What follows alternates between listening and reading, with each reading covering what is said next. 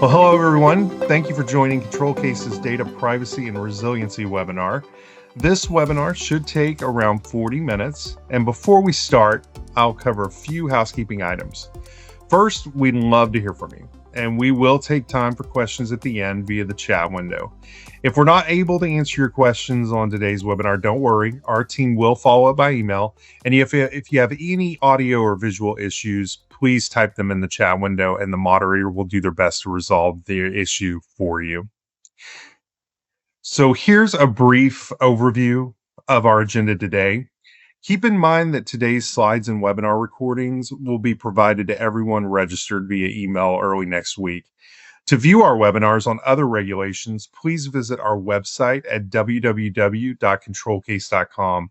And don't forget to follow us on LinkedIn, Facebook, YouTube, and Ed for all the latest updates and upcoming webinars. So my name is Chad Leedy, and I'm the head of strategic accounts here at ControlCase. And joining me today is my colleague, Ashish Kurtikar, the president of Europe and UK at ControlCase. Hi, Ashish. It's good to see you today. Can you tell us a little bit more about your role and your team here at ControlCase? Hey, hi, Chad. Thanks a lot for getting on this webinar with me. It always enlighens me that whenever I have conversations with you. So I'm really excited for today and to talk about my team. I moved to the UK and Europe region around 4 years ago, but I have been in a part of the furniture in ControlCase, right? I've been with the company for 15 years now. So I head the UK and Europe region. I have a, a strong but small but strong team here in the region where we are growing very rapidly. We are making inroads and progresses of growing in the region. We have a local delivery team. We have a very strong local sales team, and we are making our mark in the region and growing as fast as we should to make sure that we reach the heights that our other regions have achieved in ControlCase. Great. Thank you, Ashish. It's a pleasure to be with you today and to go over this important topic. So before we dive into our topic today, I want to give you a brief overview of ControlCase and who we are. So ControlCase was founded in 2004, and we have over 1,000 customers with over 300 team members worldwide. Because of our global presence, we're able to serve our clients all around the world with offices located in the United States, Latin America, Europe, India, and Canada. ControlCase is a security assessor, and we are the leading provider of compliance as a service. We have a subscription-based offering that includes our proprietary Compliance Hub portal. And our portal is really the centerpiece of our compliance engagements. We provide a single pane of glass to manage your compliance, and we also offer an extensive set of cybersecurity services to support your compliance initiatives. It really is an exciting time to be here at ControlCase because we are truly revolutionizing the way that enterprises and organizations deal with constantly changing IT, compliance, and regulatory requirements. Our unique approach of combining our software certification audit and managed services is really making compliance easier for our clients. So here at ControlCase, we service all industry segments, such as banking, managed service providers, retail, hospitality, and telecom, just to name a few. And speaking of managed service providers, we have a really great MSP program that offers a way to monetize compliance and a really innovative self-service assessment tool. If you're interested in learning more about that program, contact us and we will schedule a time to talk. We truly approach compliance as a partnership with our clients. Our goal is to go beyond the checklist auditor to reduce the time, cost, and the burden of maintaining your IT compliance as you become certified across many different regulations. Along with partnering with our clients, we have cutting edge technology that's best in class. Our Compliance Hub portal and our ACE platform for automated evidence gathering and AI features allow us to increase efficiency, to complete certifications, and achieve continuous compliance all from one platform. Many organizations struggle with completing multiple certifications or assessments. With our one audit solution, our customers can assess once and comply to many security standards in one project.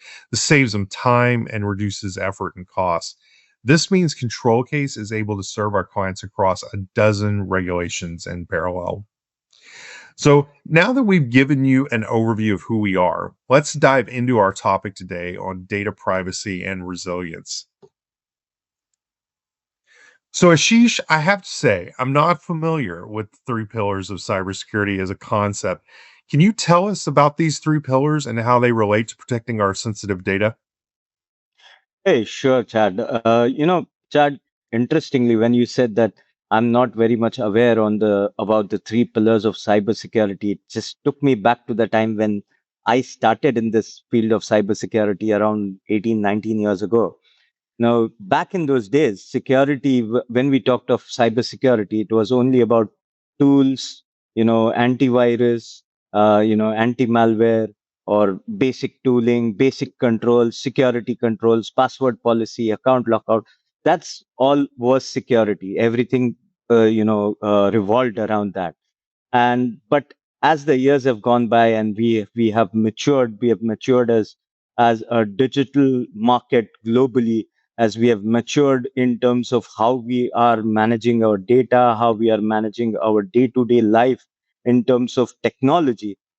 This entire perspective of cybersecurity has also evolved.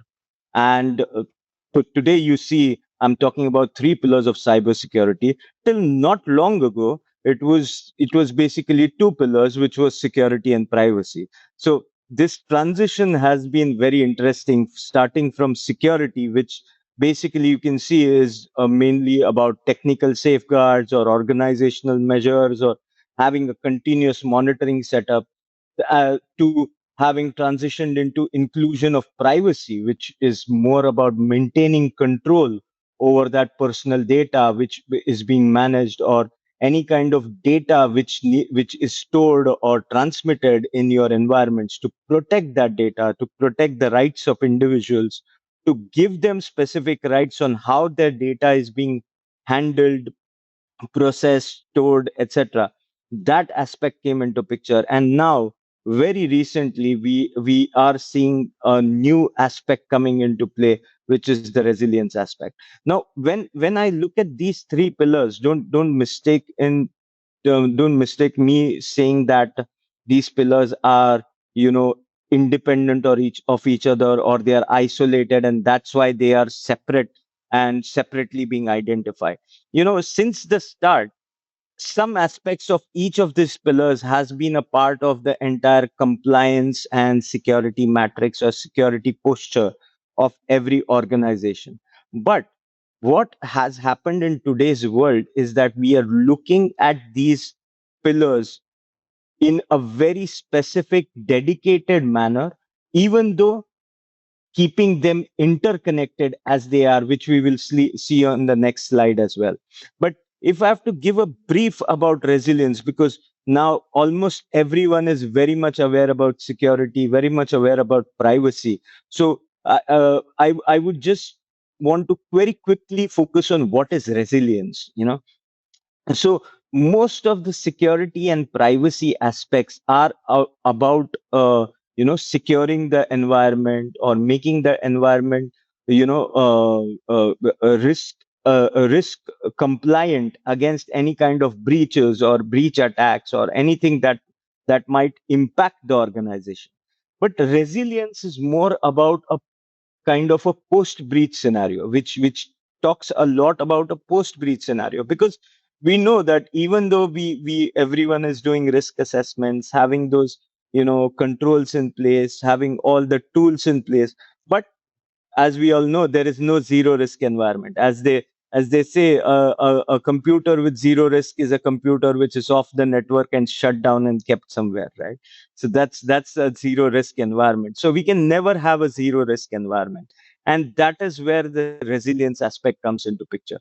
That means that if, let us say, in an unfortunate event of a breach happening in your organization or some attack happening on your organization, what actions would be taken to keep the business resilient to those attacks, right?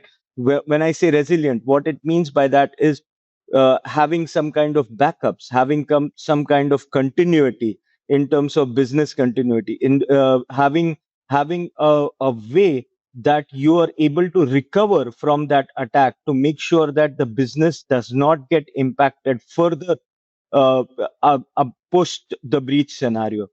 So there have been certain instances in the past wherein big organizations have been attacked, and the recovery time, because the recovery time has been slow, it has had a major impact on the business and revenues of those organizations. So that is where it was decided that even though resilience as a subject has been a part of conversations till now, but it had never had that dedicated view or perspective taken by cybersecurity experts, and this is changing now. And that is where we come to the three pillars of cybersecurity. Chad, if we move to the next slide, you'll be able to see that, how these three pillars are interconnected to each other. So, security enables privacy because we require all these security controls, access controls, data protection, encryption. All these things are required to maintain the privacy. Then but in turn, privacy is what drives security because we want to protect that data, we want to protect the information. That is why we have security.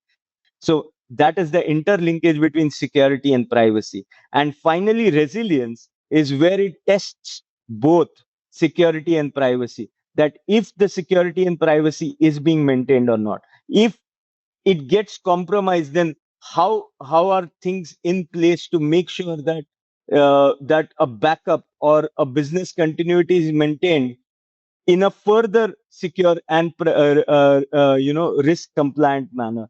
So this is how there is this interlinkage between the three pillars of cyber security, and that is going to be our core focus for today. Great. That's very informative, Ashish. Thank you. And of course, we are a security assessor and we deal with regulations every day. Can you tell us how we map these pillars to those security regulations and the assessments that we perform? Most certainly. So today, what I have done is I've picked up three, really important certifications, very relevant certifications, because as you know, in control case, we always love to be current and relevant, right?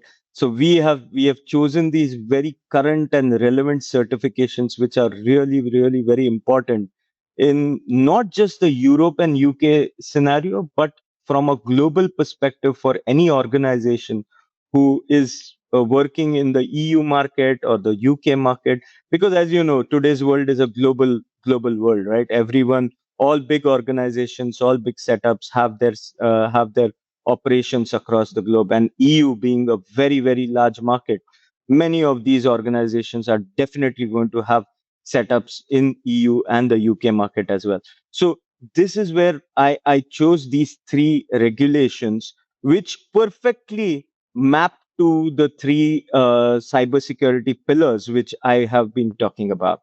So going to the first one is GDPR. I think everyone in attendance on this webinar knows of GDPR. I'm sure that no matter which geography they are from, everyone would be aware of GDPR. So GDPR, as everyone knows, the primary focus of GDPR has been privacy. The secondary focus, as in some some controls from that, because there is the interlinkage between privacy, security, and resilience. You see the secondary focus being security and accountability. So there is a lot of aspects of security controls, accountability, as in the access controls, data access, who is handling the data, how that data is being handled, along with the core focus of privacy that is being considered in GDPR. When we talk of NIS2, NIS2 is I would say a fairly new regulation in the EU market, and its primary focus has always been security, but there is a very strong, inclusion of resilience controls, of governance controls. When I say governance controls, majorly information security, cyber security, and IT governance controls, which are also covered as a part of NIS2. And then finally, we talk of DORA. DORA is a purely resilience based regulation, one of the latest regulations in the EU market space, and very, very focused on resilience for majorly for financial institutions or institutions handling financial data for any entities. And as I mentioned, because of the interlinkages, you will see a lot of aspects in terms of security controls, in terms of risk management, also being a part of DORA. So this is the reason I decided to map these three regulations specifically for today's webinar. Great. And we can dive in a little bit more into each of these if you'd like, Ashish. Yeah, of course, of course. So GDPR, I think that as I mentioned, that almost everyone would be aware of GDPR. GDPR is the General Data Protection Regulation, and as I normally say that ISO 27001 is the mothership of all compliance regulations that are present across the globe. Similar to that, GDPR is, I would say, the mothership of all the privacy regulations that we see across the globe. You know, so GDPR is, if I would love to say that it is one of the toughest, privacy and security law, with very strong controls, very strong sanction requirements, very strong, mandates around how the data should be managed, how the data should be handled, how the data should be processed, not just by a specific entity, but through the entire supply chain that the data is being passed through. And that is where GDPR has been very strong and very, very effective in the region. Majorly, if I'm talking about GDPR requirements in 2025, there have been some specific pointers around appropriate technical and organizational measures. So the one of the key things that have happened with GDPR is, though it started as a privacy regulation, now it has moved into the data protection setup, wherein there is this requirement of merger between privacy and security controls, and that is something which has to be effectively done through the implementation of technical and organizational measures on the top of the privacy measures that are into play. And then of course, one of the important point that has come out, and which can be considered as one of the resilience requirements, is the data breach notification. So if you have a data breach, you have 72 hours to tell the data subjects, or there are definite sanctions on that. And EU is very, very serious about sanctions, so it's a very, very strict regulation there. And but at the same time, as we are growing in the compliance space, in the compliance postures, the regulatory bodies do understand that there is requirements for simplification of the implementation of these controls.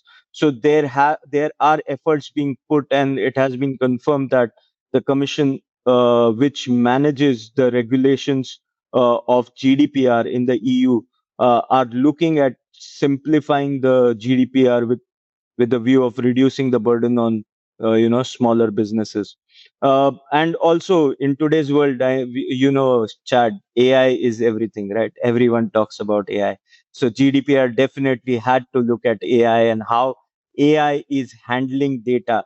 And in this perspective, it is very, very clearly mentioned that any personal data which is being gathered for development of the AI models, or any personal data that is being processed within any AI models, they have to follow the GDPR regulations. So it's something very important and something very relevant today, considering how rapidly new AI, LLM models and LRM models are coming into the market, right?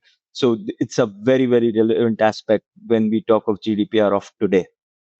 Moving on to NIS2. NIS2 is basically a directive which has been documented by the EU for as a regulation for security for critical organizations, critical infrastructure organizations, and essential infrastructure organizations across the entire EU setup. Earlier, it used to be NIS1, NIS1, which was discontinued, and the NIS2 got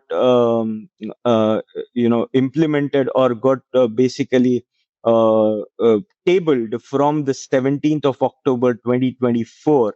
And in that, you see the NIS2 actually expanded the scope from NIS1, which earlier had only 7 sectors under it, which was expanded to 15 sectors to protect more vital areas of the society. So when we say vital areas of society, it includes everything from critical infrastructure like your electricity, water, your data grids, your electric grids, all these. We are looking at a lot of these global wars and global conflicts being happening. And one very important part of these global conflicts in today's world is cyber attacks, right? Cyber attacks on critical infrastructure, cyber attacks on something like power grids or electricity grids or water supply stations.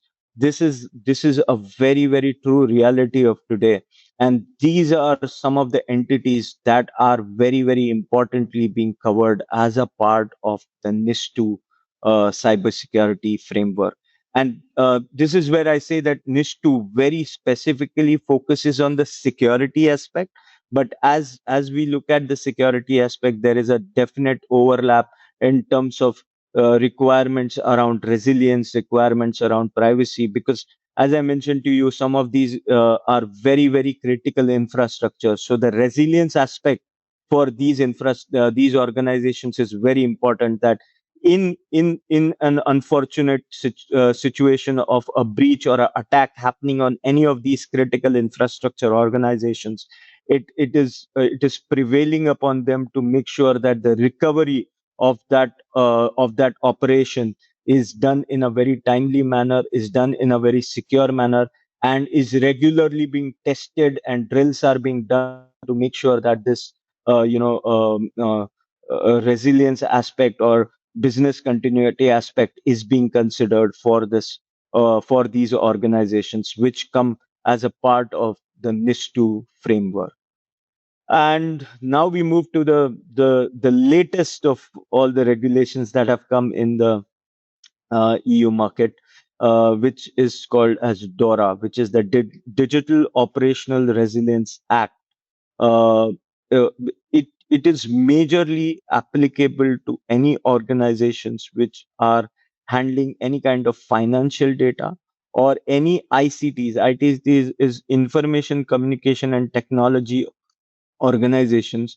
Any of these entities which are directly handling financial data or supporting financial entities which might have a very significant impact on these financial entities, they need to undergo the DORA assessment for regulation.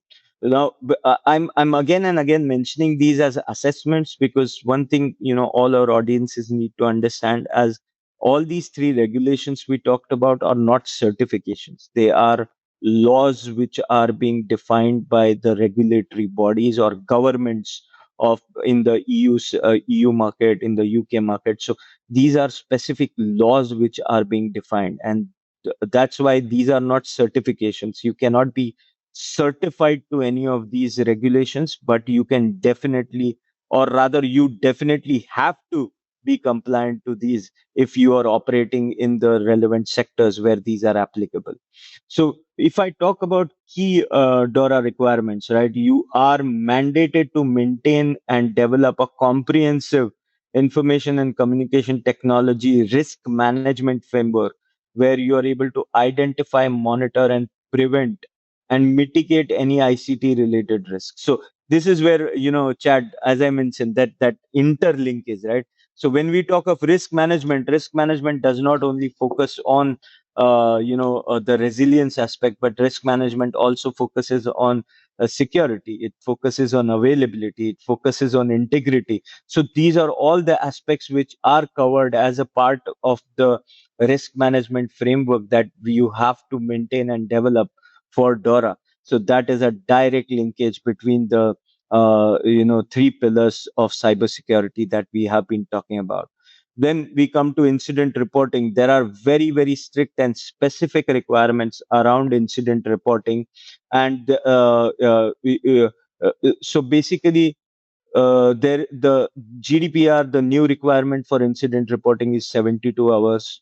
NIS2 has a incident or a breach reporting of around 24 hours, and DORA mentions that the incident response is necessary, and it differs as based on which sector or which industry you are working with. Based on that, incident reporting timelines will differ for DORA.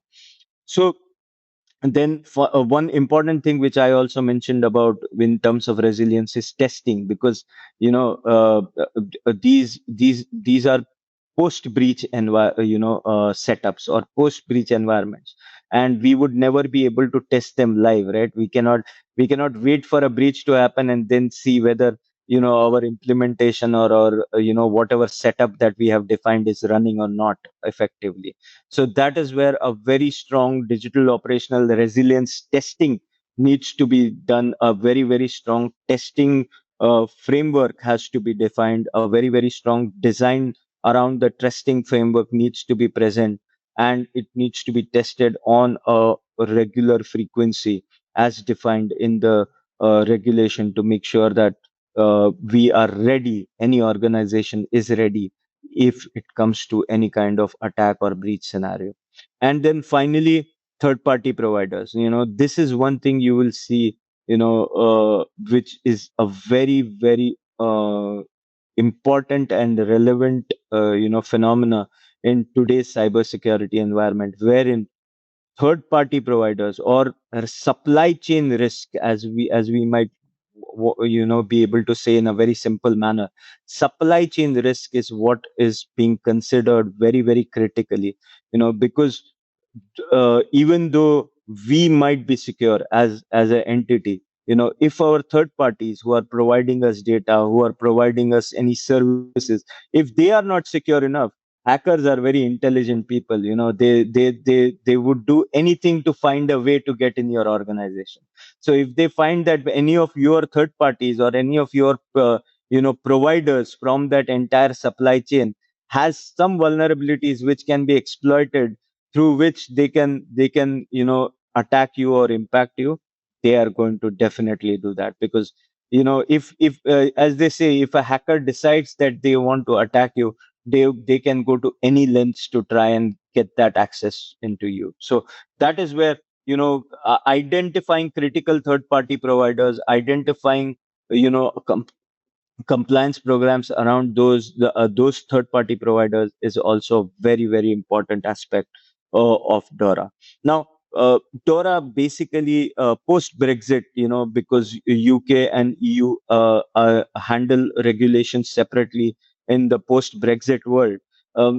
This is a very, very common question that I get asked on a regular basis: is you does DORA have an impact for UK entities? So what I say is that yes, UK financial entities and ICT service providers, you know, uh, if they are operating in the EU, then they need to comply with DORA requirements. Or if they are a service provider, or if they are a part of the supply chain which is going to provide any kind of service to a EU entity which has the ability to directly impact the security of that EU entity, then they will also have to be a part of the EU DORA, regulations, and they will have to comply with the DORA regulations. And one very, very important thing, why I did not just say third party providers, is because In the DORA regulation, we are looking at the entire supply chain. That is why I specifically mentioned the word supply chain security, right? Because the entire supply chain, we are just not talking about the first mile or second mile. We are talking about the entire supply chain. Your direct third party providers, your fourth party providers, rank 2 3 4, you know till the time it reaches the point of origin, all their security and all their impacting risks need to be considered as a part of your risk management and as a part of your considerations of for risk for your organization, and while developing a resilience program for your organization. So this, in a nutshell, there is a lot to talk about all these three regulations, right, Chad? But we don't have that much time on this webinar today. So, in a nutshell, this is what I would say that is about the three regulations and how they map to the three pillars of cybersecurity and how the interlinkage is there between them. That's great. So, yeah, we could dive in, Ashish, and talk a little bit more about the actual verticals and how they relate. Certainly. So, this is again a very, very common question, Chad, that everyone asks this, right? Oh, are we supposed to comply to all three? Are all three applicable to us? Oh, do we only need to do one regulation and then we are done with it? Yeah. So, it depends on what kind of industry are you, what kind of businesses you're doing. So now this is not a exhaustive list. I would not say that it is only limited to this, but I have picked up a few samples which I definitely know are industries or verticals which might require all the three compliances, not just one of them, but all the three compliances together.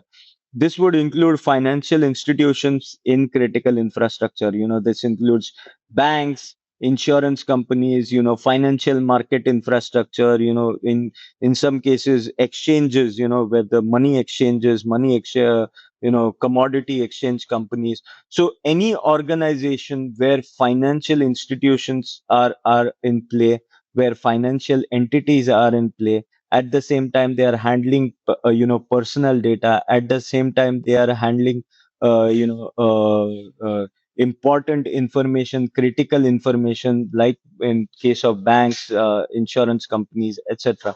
These organizations are specifically covered as a part of the compliance requirements for DORA, NIS2, and GDPR. The second, we come to critical service providers to the financial sectors, as I mentioned to you, right? The supply chain risk. So anyone who is going to be a service provider for the financial sector, they also are, they will be covered as a part of this compliance requirements. And then we come to a very important part is the payment infrastructure companies, payment networks, switch providers, payment switch providers, large payment service providers. All of these come as a part of the compliance requirements of GDPR, NIS2, and DORA. So, Ashish, thank you for tying these areas together and really giving us a real industry vertical example for these. And of course, we know that Control Case has a powerful solution to combine these efforts. Can you walk us through how Control Case accomplishes this?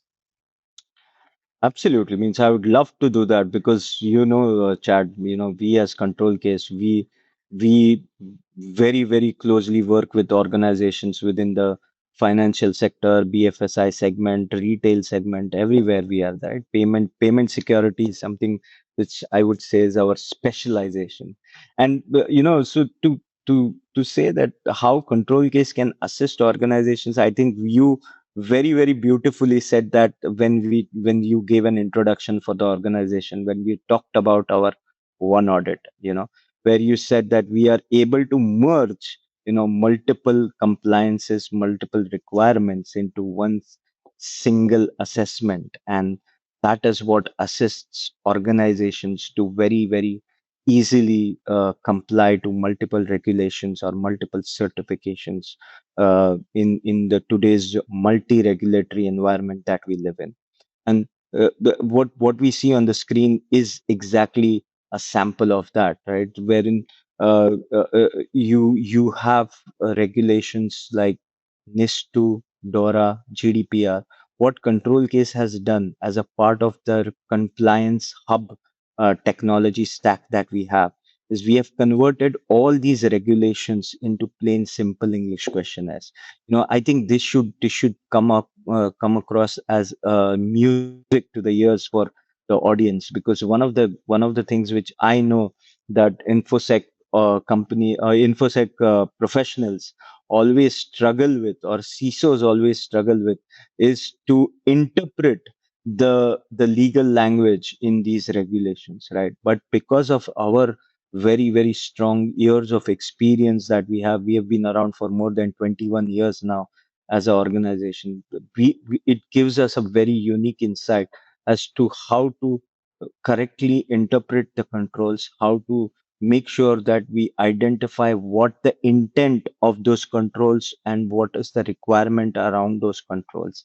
And that's how we have been able to map it to specific questionnaires across all these regulations. And and as you know, we are just not limited to these three regulations. We have more than 35 regulations in our compliance hub already sitting there, ready to be for any organization which requires multi-regulatory compliance. But any organization which is going to require this triple compliance, where what Control Case can assist in doing is we can provide we can perform a assessment for your environment, understand your current setup, current posture, and map it to the controls which are a part of NIS2, DORA, GDPR, or any of these requirements around privacy, resilience, and security. A unique superpower that we get with this questionnaire is that we are able to map all the common controls across these requirements. As you've been seeing, I've been talking on and on about the interlinkage between privacy, security, and resilience.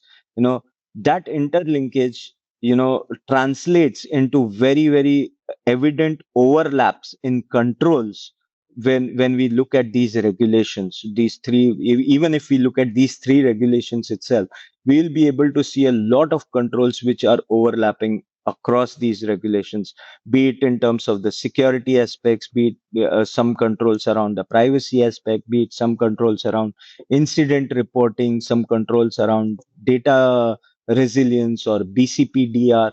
These controls are there are a lot of these overlapping controls. So how Control Case one audit solution helps is that instead of doing multiple assessments, facing multiple assessors again and again, redundantly going through the same process for all these three regulations, organizations which are going to require this triple compliance can only do it once, where we map all these questionnaires, where the common questions across all these three compliances will be dealt with only once. There will be no redundancy, and then all the deltas which are specific to these compliances can be handled separately.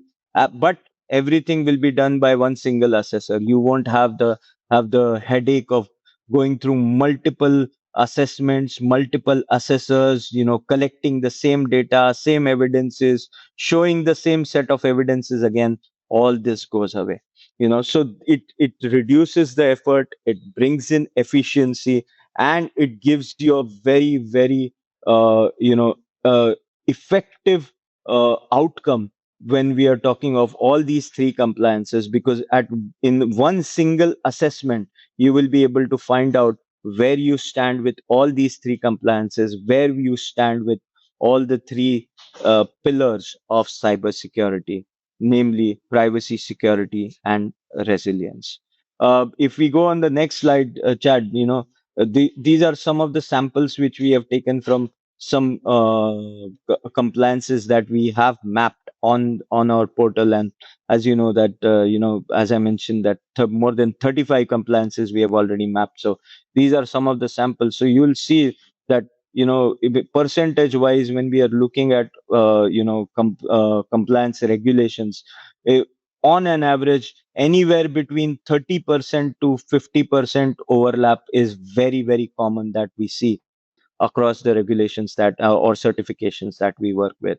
And because of these overlaps, you can see that there is on the next slide you'll be able to see that there is a very, very demonstrated reduction in terms of effort and time spent on any a multi assessment environment that any organization has to face. And that's where I say that all the redundancy goes away, all the double work goes away. I kid you not, Chad. Whoever the customers are that we have worked with, they just give us blessings. Their IT team, their systems team, their network administrators, they are always giving us blessings, saying that, guys, you have made life so easy for us. And that's precisely what we can provide as control case when we talk about these triple compliances. So, so and I think that you also very, very rightly highlighted it in the introduction slides, that what we are able to achieve is that we are able to achieve that unique mixture of subject matter expertise with a very, very strong technology stack, and put together with our partnership approach, wherein we are committed in making sure that not just that you achieve the level of compliance or achieve the level of you know a security posture that you desire in your organization, but we also help you maintain that posture through our efforts on continuous monitoring and continuous compliance that we provide through our compliance hub. So we as an entity can be engaged all throughout to make sure we help you achieve the compliance level for these assessments, and maintain the compliance level, help you maintain the compliance level on all these assessments. So that's precisely how I feel, Chad, that control case plays a very, very strong role for all these entities which I mentioned about, who will have the applicability of this triple compliance, covering all the three pillars of cybersecurity. That's great, Ashish. It's a really powerful topic and very relevant for the times that we live in. And we know the control case is always on the forefront of providing the latest approach and the latest solutions to make it as easy as possible and seamless as possible. So great topic, great content. Really appreciate it. We've come to the portion of the webinar where we take questions from the attendees. And keep in mind, we're not going to be able to get to all questions. So if you do have a question that does not get answered, we can answer them after the webinar, and we'll answer all the questions that you submit. So in the chat window, the first question that we have, Ashish, is we're a UK company with some EU clients. Do these EU regulations actually apply to us post Brexit? So I know that you answer that a little bit in the slides, but can you kind of reiterate how these relate post Brexit? Yeah, no, it's great to have a question. I'm always worried after webinars. If I don't get questions, it means that either I was too clear, which I'm sure I was not. So, so the other thing is that people were not listening. So, so it's good to have questions. And yes, I did cover a part of this, but this is a question which always haunts everyone in the UK market, right? Wherein they are not sure whether it would apply or it would not apply. Now, if we talk of GDPR, right? If you are handling any EU residents data, then regardless of where you are based, you have to be compliant to the GDPR requirements. But another interesting aspect of this is that not GDPR is not just specific to EU.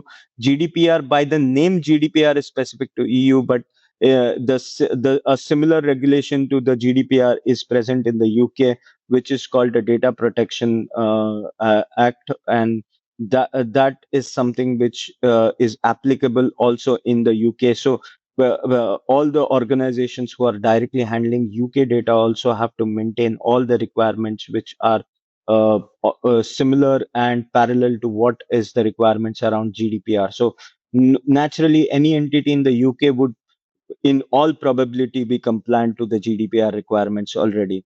NIS2 applies to you if you are providing services within the EU, which is very similar to the GDPR thing which I mentioned, right? So if you are providing services as an ICT service provider or as any other service provider which is providing services to any of the critical infrastructure or essential infrastructure organizations within the EU, then you will have to comply to NIS2. And then finally, when it comes to DORA, again, the same aspect, which I mentioned about in the slides, that if you are providing any kind of financial services to EU entities, or you are a service provider in the supply chain for any services being provided to the EU entities, then you will have to comply with the DORA requirements. And if you tick the checkbox on all the three, then you are one of those unique ones with the triple compliance requirements, the special ones, if I may say that. It's a great question. Thanks, Ashish. All right, next question. We get this question a lot too. We are ISO 27001 certified. How will it help us in achieving this compliance? Yes, you're absolutely right. This is a very, very common question that comes up. And as I told you, Chad, ISO 27000 is the mothership of compliances in cybersecurity compliances, because ISO 27001 is basically a framework, right? It is the overarching framework on security, cybersecurity, which covers all these aspects. When we talk about privacy, we talk about BCPDR, which is in part what is covered in the resilience aspect, and of course the security aspect. So ISO 27001, yes, if you are compliant or certified to ISO 27001 requirements, it definitely helps you a lot. If I'm going to single out NIS2 in this scenario, NIS2 is so heavily based on ISO 27001 that if you are certified to ISO 27001, almost 70 to 75% of NIS2 is already compliant for you. But it does not mean that having a ISO 27001 certification excludes you from uh, going through an assessment for a DORA, NIS2, or GDPR. No, you have to go undergo those assessments. You have to independently get verify that all the controls, all the relevant controls, not just the common controls between ISO 27001, but all the relevant controls are compliant or not, or are certified, or you're maintaining that compliance or not. Not certified. Apologies. It's not a Those three regulations are not a certification. Yes, That's a Chad. great I hope question. that answers. Yeah, I hope that answers. No, it's great, and we are running a little late on time, so we do have time for one more question. And I think this is a great last question because people ask this a lot. This whole space that we're in is can be very overwhelming when you're trying to get started. So the last question we have is where should we start? It feels overwhelming. There's a lot of requirements across all these different regulations. How should we begin the journey? Well, I'm going to be a little cheeky here and say that you begin the journey by engaging control case to help you. Yep. uh, Jokes apart, but the beginning of the journey is scoping. Scoping is a very important part of the journey, and when I say scoping, in today's world, the kind of data and information that is being handled, it would be nice to have like something like a data first approach, right? We first identify what is the data that we are handling, the criticality of the data, how that data is flowing, what kind of data flows are there, what kind of linkages are there, and what kind of impacts might happen through it. So I think that the first point is to identify what you do as an organization, what all are the critical points or critical data points that will impact your organization or your organization's security that may get breached. And then that should follow with at least an internal risk assessment, which would identify that which are the major risk factors for your organization. And then based on that, we can say that which regulation or which compliance should be the one that should be priority when you look at multi regulation or multi compliances. But in as I mentioned to you, because of the overlaps that are present across all these certifications and compliances and regulations in the market, why I again and again mention about control case is that the unique thing that control case compliance hub provides is the compliance control mapping. And that control mapping actually helps you in not just trying to prioritize one certification, but actually looking at doing multiple certifications together as a part of your compliance journey.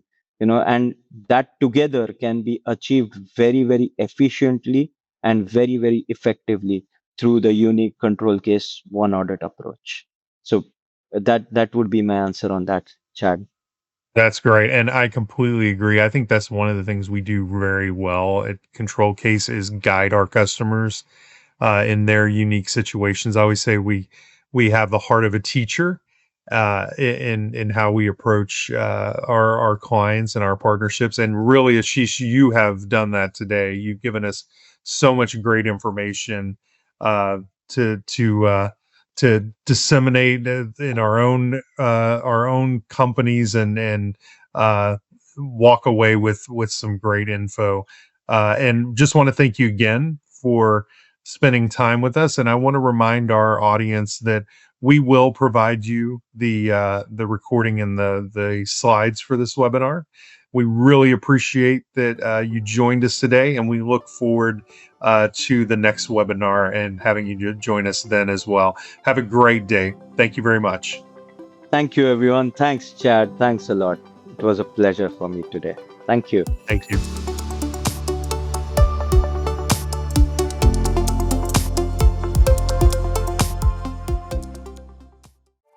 The ControlCase self-assessment tool enables anyone to evaluate readiness and receive certification proposals for key frameworks like CMMC, SOC 2, ISO 27001, and PCI DSS in under 5 minutes, even if you're not an MSP or TSP. With over 20 years of experience in compliance services, and after working with hundreds of unique customers, we've simplified the readiness and proposal process to something that can be completed in just minutes. No more emails back and forth. Whether for your organization or for your client's compliance needs, get audit ready fast with ControlCase. The questionnaire is short and user-friendly and can be answered without needing to track down complex evidence. Just complete the series of simple, self-guided, multiple-choice questions and receive an instant, customized compliance readiness report with a detailed audit or certification proposal perfectly tailored to your needs. This is an ideal tool to find a clearer path to achieving compliance, benchmark the security posture for you or your clients, or bring compliance as a service into conversation with technology providers. And for MSPs, eliminate third-party auditor delays and provide more value to compliance-conscious clients. Then, when you're ready to move forward, our all-in-one partnership approach makes compliance simple and affordable. Generate your CMMC readiness or compliance proposal in just minutes with a free self-assessment tool from ControlCase today.